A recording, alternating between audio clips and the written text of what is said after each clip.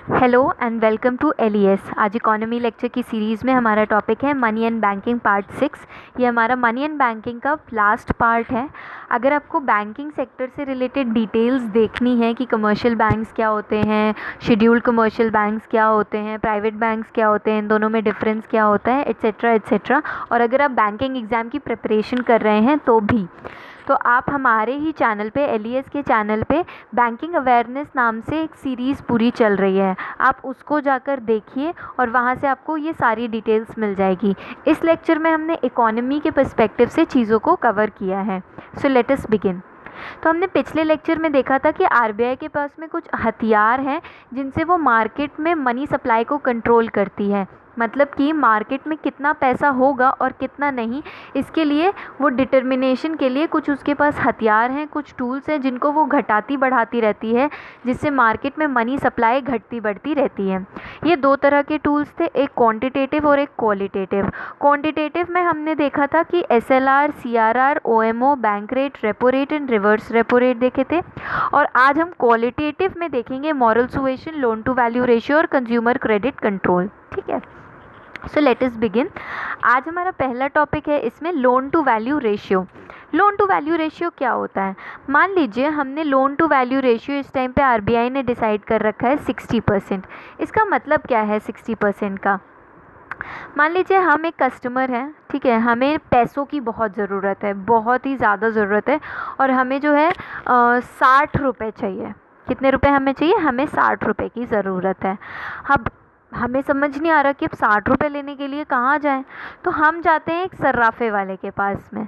सर्राफे वाले, आपको पता है कि सर्राफे वाले पैसा देते हैं, गोल्ड के बदले में पैसा देते हैं, है ना। तो ये सर्राफे वाले के पास में हम गए और इससे बोला कि भाई मुझे 60 रुपये की ज़रूरत है, लेकिन मेरे पास ये जेवरात हैं, ये ज्वेलरी है, आप ये ज्वेलरी रख लो। तो वो बोलेगा कि ठीक है, अभी एलवीआर 60% चल रहा है, तो इसका मतलब ये है कि आप हमें 100 रुपये की जब वर्थ ज्वेलरी दोगे तब हम आपको 60 रुपये दे पाएंगे। तो बहुत बढ़िया। तो ये कस्टमर क्या करेगा, ये 60 रुपये के वर्थ की ज्वेलरी सर्राफे वाले के पास गिरवी रखेगा, मॉर्टगेज करेगा, और उसके बदले में ये सर्राफे वाला इसको 60 रुपये एक लिक्विड कैश दे देगा। ठीक है, ये 60% ऐसे चल रहा है। अच्छा सोचिए, अगर ये 60% की जगह पे 80% चल जाता, तो मतलब 80% एलवीआर चल रहा होता, तो क्या होता? तो ये होता, 80% अगर चल रहा होता, कि सर्राफे वाला बोलता कि अगर आप 100 रुपये का वर्थ ज्वेलरी हमको रखोगे गिरवी, तो हम आपको 80 रुपये दे पाएंगे। अच्छा, अगर 40% चल रहा होता है एलवीआर, तो क्या होता कि 100 रुपये के बदले ये सर्राफे वाला इसको सिर्फ 40 रुपये दे पाता। ठीक है, ये घटते बढ़ते से समझ आया होगा आपको कि क्या चल रहा है।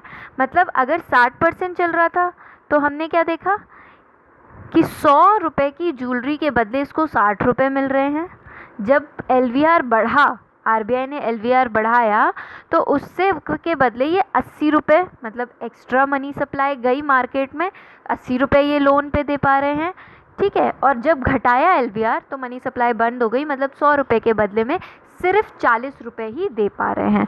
ठीक है, तो इसीलिए एलवीआर के बढ़ने पर मनी सप्लाई बढ़ती है और एलवीआर के घटने पे मनी सप्लाई कम होती है। ठीक है, आई होप ये बात आपको समझ आ गई है। तो अब समझते हैं कि इससे इन्फ्लेशन भी कैसे कंट्रोल होगा।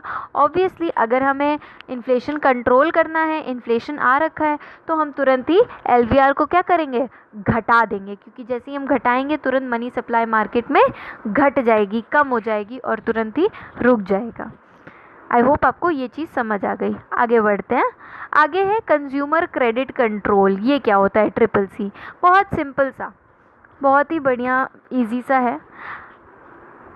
आप लोगों को ये तो पता होगा कि हम लोग जो है कुछ भी छोटा मोटा अब सामान है वो फाइनेंस के थ्रू, ईएमआई के थ्रू, इन सब से ले लेते हैं, राइट।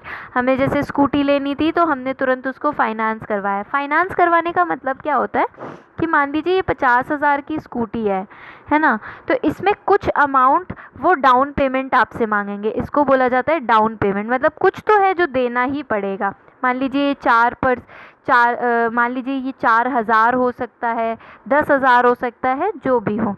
और बाकी पूरा फाइनेंस पे चलता है, मतलब बाकी पूरा जितना अमाउंट बचता है उतना आपको ईएमआई पे भर देना होता है, मतलब कुछ इंटरेस्ट लगता है और प्लस अमाउंट बन के वो जो है लगभग आपको 55-56 हज़ार रुपये की या 60,000 रुपये तक की पड़ जाती है अगर आप फाइनेंस करवाते हो तो हमारा ये जो कंज्यूमर क्रेडिट कंट्रोल है ये इसी सिस्टम पे वर्क करता है। मतलब हमने कुछ डाउन पेमेंट दिया और कुछ हमने ईएमआई पे लिया।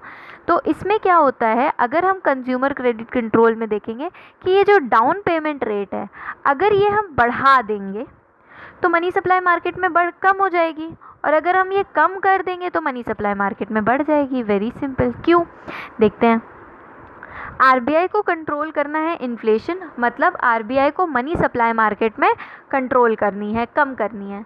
तो आरबीआई क्या करेगी, आरबीआई को ये चाहिए कि ज़्यादा से ज़्यादा पैसा जो है वो लोगों के हाथ से सक होके हमारे पास आ जाए, बैंकिंग सिस्टम के अंदर आ जाए, वो एकदम ब्लॉक रहे ताकि मार्केट में इन्फ्लेशन कंट्रोल हो पाए।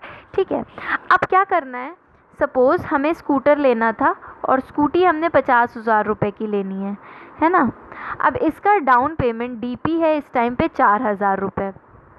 आरबीआई बोल रहा है कि नहीं, अगर 50,000 रुपये की स्कूटी है तो आप डाउन पेमेंट 4,000 रुपये नहीं, आप 10,000 रुपये लीजिए, तभी जाकर आपको जो है स्कूटी मिल पाएगी और बाकी 40,000 रुपये पे आपको फाइनेंस मिलेगा।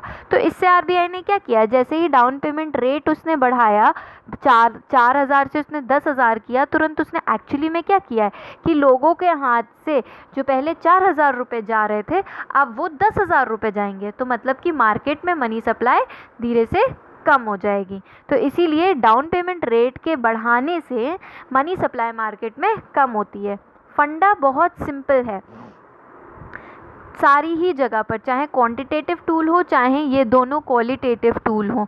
क्या आप बस इतना लॉजिक लगाइए कि कहाँ पे मार्केट को में मनी सप्लाई हमको कम करनी है, तो वो मनी सप्लाई कैसे कम हो सकती है, बस उस बात पे अगर आप ध्यान देंगे आपको आंसर तुरंत मिल जाएगा। ठीक है, तो यहाँ पर इन्वर्स रिलेशन चल रहा है, डाउन पेमेंट रेट जब बढ़ेगा तो मनी सप्लाई मार्केट में कम हो जाएगा। ओके, आगे बढ़ते हैं। आगे एक लास्ट है मॉरल सुएशन। मॉरल सुएशन में कुछ नहीं करती है, आरबीआई बेचारी थक हार चुकी है, सीआरआर अपना चुकी है, SLR, OMO, consumer credit control, उसने सबका जो है इंटरेस्ट बढ़ाना घटाना जो करना था वो सब कर लिया, ओएमओ शुरू करना था ओएमओ भी शुरू कर लिया, लेकिन फिर भी इन्फ्लेशन नहीं कंट्रोल हो रहा है। तो अब आरबीआई क्या करेगी, तो अब आरबीआई जाएगी कमर्शियल बैंक से थोड़ी मीटिंग करेगी, चाय पे बात करेगी और बोलेगी कि भैया देखो इन्फ्लेशन नहीं कंट्रोल हो रहा है, मनी सप्लाई मार्केट में नहीं कम हो रही है, तो आप प्लीज़ कमर्शियल बैंक्स वालों आप प्लीज़ अपने इंटरेस्ट रेट बढ़ाइए, कुछ करिए, कुछ ऐसी स्कीम्स दीजिए, कुछ बॉन्ड्स जारी करिए जिससे कि मार्केट में मनी सप्लाई कम हो जाए, लेकिन प्लीज़ कुछ तो करो, भगवान के खातिर कुछ करो। तो ये तुम्हारा भी रिस्पॉन्सिबिलिटी है, तुम भी बैंक जो हो वो दुनिया का इंडिया का एक पार्ट हो। और ये सब जो बहुत बड़ी बड़ी बातें होती हैं आरबीआई उसको समझाती है कमर्शियल बैंक्स को, और इस तरह से बैंक्स फिर मानते हैं और कहते हैं कि ठीक है हम अपना रेट बढ़ाएंगे या फिर हम जो है बॉन्ड्स जारी कर देंगे एट्सेट्रा एट्सेट्रा। और इस तरह से हो सकता है कि मार्केट में मनी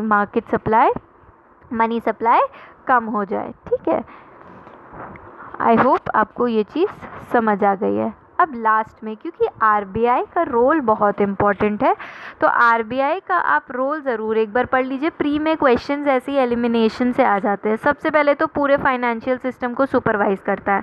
फाइनेंशियल सिस्टम एक बड़ा टर्म है जिसमें बैंक्स भी इंक्लूड होते हैं, नॉन बैंकिंग फाइनेंशियल इंस्टीट्यूशंस भी इंक्लूडेड होते हैं, इवन सेबी और इरडा मतलब insurance regulatory development authority LIC, ये सब इंक्लूडेड होता है। ठीक है, तो फाइनेंशियल सिस्टम एक बड़ा टर्म होता है। तो अल्टीमेट इन सब का बाप कौन है, इन सब का बाप जो है वो आरबीआई है। इसको बहुत अच्छे से एग्जाम्पल से समझते हैं। जैसे शेड्यूल्ड कमर्शियल बैंक्स हैं, उनके ऊपर सीधा हाथ आरबीआई का है। ठीक है, मान लीजिए पीएनबी है तो पीएनबी के ऊपर सीधा हाथ किसका होगा, आरबीआई के ऊपर। अच्छा, उसी हाथ पे एलआईसी देखिए, तो एलआईसी के ऊपर जो हाथ है वो एलआईसी किससे रिलेटेड है, एलआईसी इंश्योरेंस से रिलेटेड है। तो एलआईसी के ऊपर हाथ वैसे इल्डा का होगा, मतलब कि insurance regulatory development authority of India का होगा, लेकिन ये इंश्योरेंस रेगुलेटरी अथॉरिटी के ऊपर भी जिसका हाथ होगा वो होगा आरबीआई। इसीलिए आरबीआई इज़ द बाप ऑफ ऑल फाइनेंशियल सिस्टम, ये चीज़ याद रखिएगा। तो सिर्फ बैंक्स नहीं, पूरा फाइनेंस सिस्टम। दूसरी चीज़ देखें, it is foreign exchange management. आपको पता है फॉरेक्स रिजर्व कौन मेंटेन करता है, आरबीआई ही मेंटेन करता है।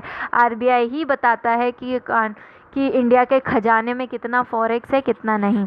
दूसरा बैंकर्स बैंक, बैंकों का बैंक तो हमने देख ही लिया कि जब बैंकों को कभी भी लोन देना हो, जैसे CRR, SLR, reverse repo rate, हमने देखा था रेपो रेट से और रिवर्स रेपो रेट से आरबीआई कमर्शियल बैंक से डील करती थी, तो वो बैंकर्स का बैंक है। ठीक है, ऐसे ही इशूअर ऑफ करेंसी इशू करनी हो तो आरबीआई ही इशू करेगा। ये चीज़ हमने मनी जब पढ़ाई थी तब भी आपको बताई थी कि आरबीआई जो है वही करेंसी इशू करता है, एक्सेप्ट क्या, एक्सेप्ट कॉइन्स एंड 1 रुपये का नोट। ये दोनों चीज़ें सरकार जारी करती है, जबकि आरबीआई जो है वो बाकी पूरी करेंसी जारी करती है। नेक्स्ट, मॉनेटरी पॉलिसी मैनेज करती है। मॉनेटरी पॉलिसी यही जो अभी तक हमने देखा, रेपो रेट बढ़ाना, रिवर्स रेपो रेट बढ़ाना, सीआरआर को देखना, एसएलआर को देखना, ये क्वालिटेटिव मेजर टूल्स को अपनाना, ओएमओ शुरू करना, ये सब जो है ये मॉनेटरी पॉलिसी का ही हिस्सा होगी। तो इसीलिए जब मॉनेटरी पॉलिसी कमेटी की मीटिंग होती है तो उसके बाद आप रिजल्ट देखोगे तो यही सब में बढ़ाना घटाना चलता रहता है, इतने बेसिस पॉइंट से बढ़ गया, इतने बेसिस पॉइंट से घट गया। फिर नेक्स्ट है हमारा बैंकर टू द गवर्नमेंट। सरकार को भी अगर कुछ भी पैसा लोन लेना है या फिर जो है कुछ भी बैंकिंग सिस्टम से कुछ भी काम करना है तो वो आरबीआई के ही थ्रू करती है, इसीलिए सरकार के लिए भी बैंक आरबीआई होती है। इसीलिए अगर आप देखेंगे कि जब भी कोलेटरल जारी किए जाते हैं, मतलब कि मान लीजिए कोई बॉन्ड्स जारी करने हैं सरकार के, तो मैंने आपको बताया था कि सरकारी बॉन्ड्स एक्चुअली में कौन जारी करता है, वो आरबीआई ही जारी करती है, क्योंकि आरबीआई ही सरकार का बैंकर है। आई होप आपको ये रोल समझ आ गया। ये प्री में ऐसे ही ऑप्शंस दे दिए जाएंगे और आपको 2-3 ऑप्शंस के पूछे जा सकते हैं कि क्या ये रोल है कि नहीं है। ठीक है, आई होप आपको ये चीज़ समझ आ गई है। अच्छा, नेक्स्ट क्लास से, नेक्स्ट सेशन से हम नया चैप्टर गवर्नमेंट बजटिंग शुरू करेंगे, पहली चीज़। दूसरा ये कि हम नेक्स्ट सेशन से एक बहुत ही इनोवेटिव चीज़ करने जा रहे हैं और वो है क्विज़। हमारा क्विज़ बिल्कुल रुका हुआ है। जीएस के क्वेश्चंस हम एसएससी, सीजीएल के, सीएचएसएल के, नाबार्ड के, सेबी के, पीसीएस के, कुछ आईएएस के भी हम चाहते हैं कि ये सारे क्वेश्चंस 5-5 डील ज़रूर हों। तो फ्रॉम द नेक्स्ट लेक्चर हम ये क्विज़ ज़रूर कंडक्ट करवाएंगे आपको, और आपको बहुत मज़ा आने वाला है इस सीरीज़ में। I hope you will enjoy it. Thank you so much.